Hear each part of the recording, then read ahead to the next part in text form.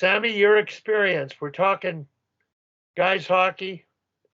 Does the same go on in girls hockey, or you've got your daughters in it now?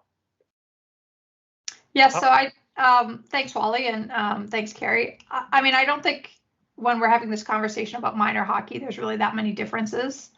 And what it really comes down to is having a caring coach, and I find that that's what's hard living in the GTA, is getting swept up in everything. Our daughter's only 7, and Billy, my husband, and I just signed up for our first coaching job to coach their U9 house league team. And, for me, that's always been my philosophy at camp, is have fun and just make it about, if these girls are involved in hockey in some way when they're in their 30s and 40s, then great. But last year we didn't have a great experience in her kind of first year, and it was already super serious, and there were super sixes who were playing 4 or 5 times a week, and she didn't love it. And that's hard to see right away, so we want to try to give her one good year of experience. But I mean, it's hard, Carrie, when you're talking to the converted here. Obviously, everybody on this call has a certain philosophy and follows sort of Wally's passions. So I'm curious, from your perspective, what can we do in the game that are already doing what we can with our own teams, but how can hockey change? And, what I think when we talk about, the good of the game and the best for the kids and all of this, but, we can only influence really one team and our team. But how do you think overall the whole system can change, or can it? Does it just need to be overhauled? And does all of hockey really need to change?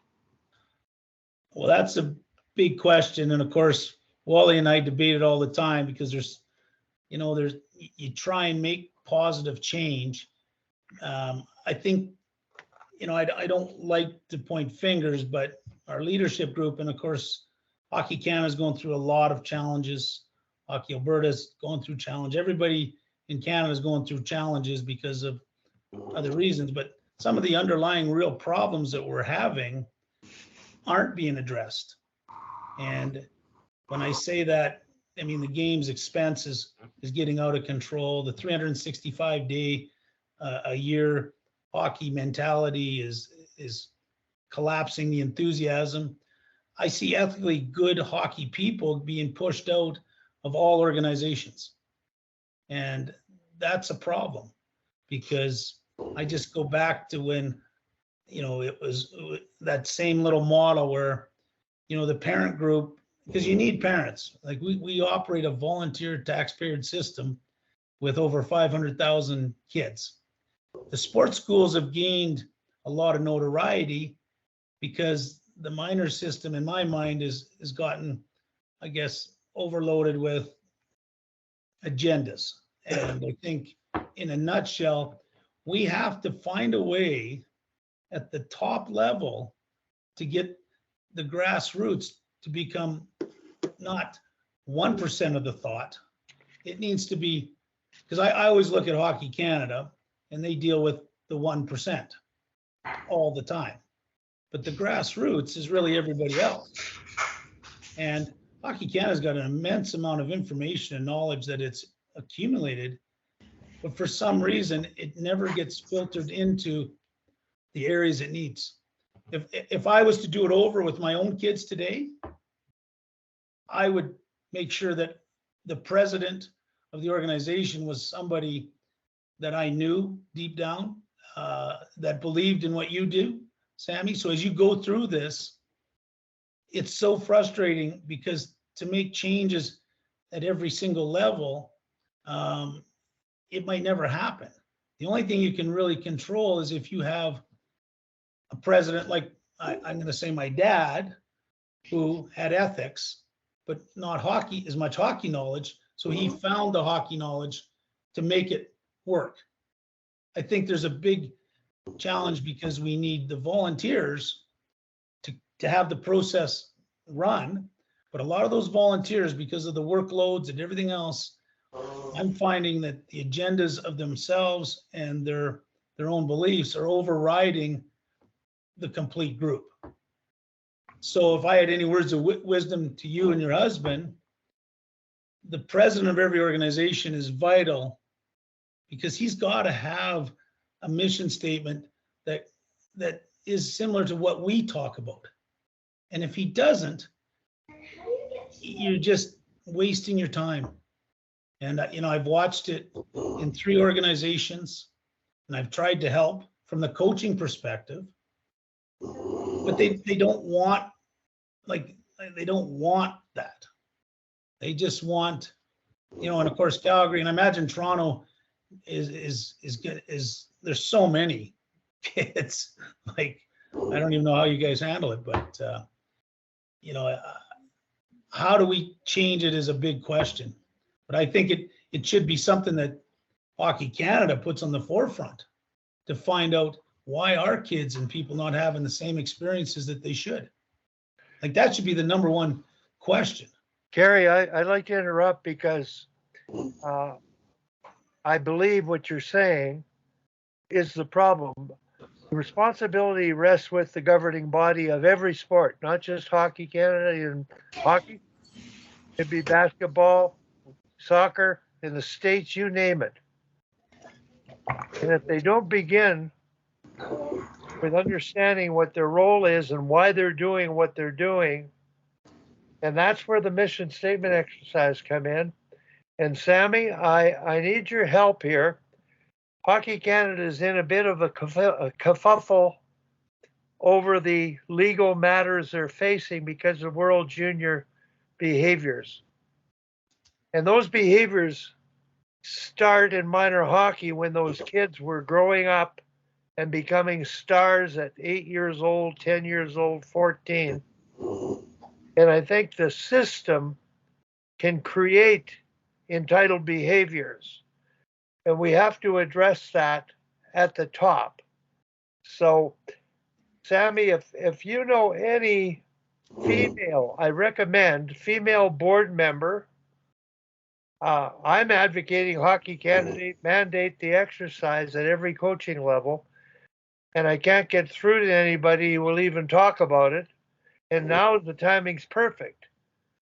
They've got themselves in hot water. They've had funding withdrawals. They had legal proceedings.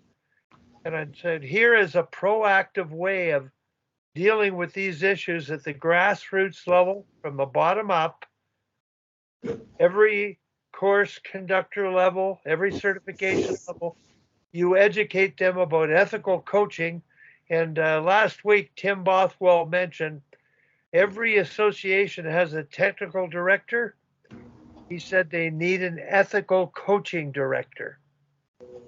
That's very important. And I think in keeping with that certification education for coaches, they can educate the parents of the young kids and the kids about what the right way is.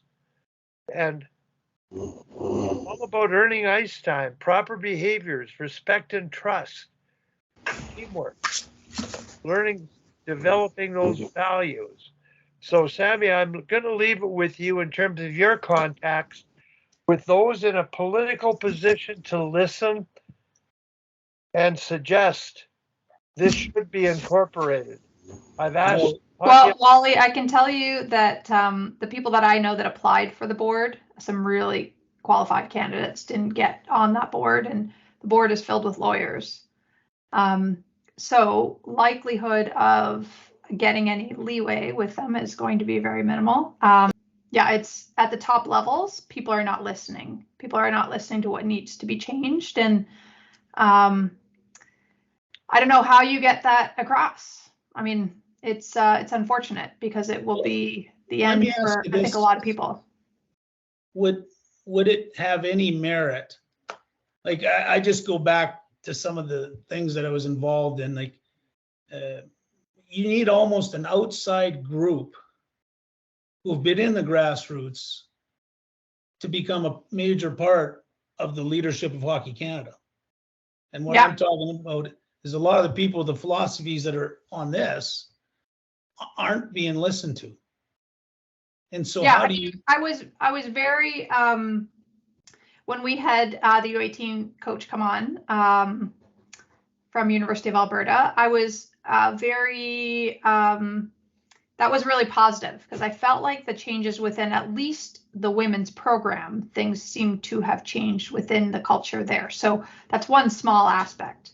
But I know when they tried to put out a statement, Hockey Canada wouldn't allow it to not pass by their own lawyers, so it had to be a very watered down statement. And I think that that's sort of happening at every level. So yeah, you're right, Carrie. You're so right. But how do you, without it becoming your full-time job, without it becoming, you're right, this is a volunteer organization. So there would be some incredibly great people, and not to say the people there are not great, but No, that's what I'm saying. That, they've gone down a certain path and it's hard to recover. It's hard to get back and steer the ship, so I don't know what the solution is, but yes, I think an outside sort of voice of reason, a Wally Kozak, for instance, but if they're not even answering his call, how do you get the message across?